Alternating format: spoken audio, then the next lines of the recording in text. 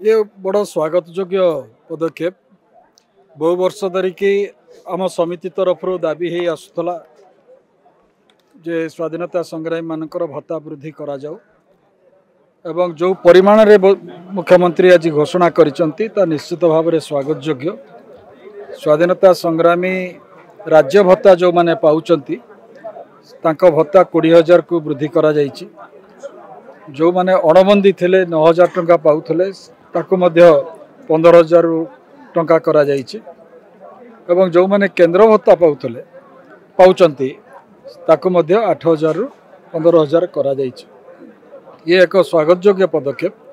आउ गोटे बड़ घोषणा से आज करिसंती ताहा होछि अनेक दिन धरिकी हमर एठी दाबी होउथला जे द्वितीय स्वाधीनता संग्राम होछि इमरजेंसी बेले मिसा आईन बल जो माने गिरफ होइकि 19 मास बिना विचार रे जेल रे थिले। इंग्रेज शासन समय रे तो विचार होउतला दंड होउतला जेल जाउतले किंतु इमरजेंसी बेले 75 मसीह रे इंदिरा गांधी कला आईन बल रे जो इमरजेंसी जारी हैला 19 मास धरिकी आमे समस्ते भुक्तभोगी से समय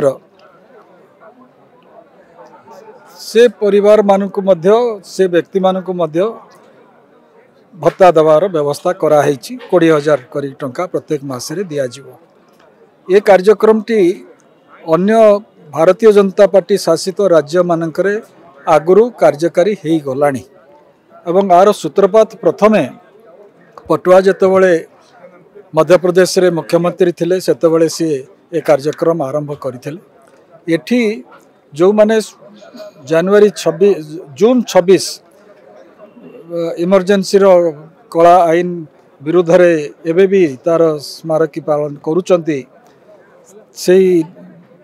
सब बेले दाबी है आसी। कटक रे मध्य बहुबार टाउन हॉल रे बैठक रे ये दाबी करा है। आज आम गहन रे राजू सिंह नाहंती से बहुत जोरदार भाव में दाबी उपस्थापन करुले। आज जे मंच रे थिले प्रसन्न आचार्य से मध्य मिसा आईन बल रे जेल रे जाइथिले। जदियो निजे अर्थमंत्री थिला बेले ये संक्रांति फाइल से मूव करि नथिले किंतु तांकर पूर्ण समर्थन ए प्रकार आईन सपक्ष रे थिला जे एमानकु मध्य भत्ता प्रदान करा जाओ। आज मुख्यमंत्री घोषणा करिसंत ता बहुत स्वागत योग्य कथा।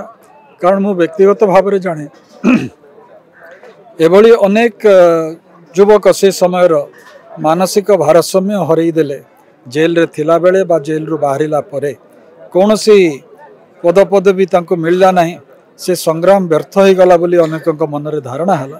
तांको परिवार मध्य अनेक समय रे तांको कोसिले किंतु मु भावुची आज राज्य सरकार से प्रकार अवस्था दुरावस्था को दृष्टि रखी आज तांका पई भत्तार व्यवस्था करिछ। सर बीजेडी नेता एवं कांग्रेस को विरोध करछंती जे इमरजेंसी वाले जो भत्ता घोषणा को स्वाधीनता संग्राम नु है काहे कि दिया दिवस एबे जे को व्यक्ति कहिले मते तांका ना टिके कहिले गणेश सर बेहरा मध्ये को विरोध करछंती निरंजन पटनायक मध्ये को विरोध करछंती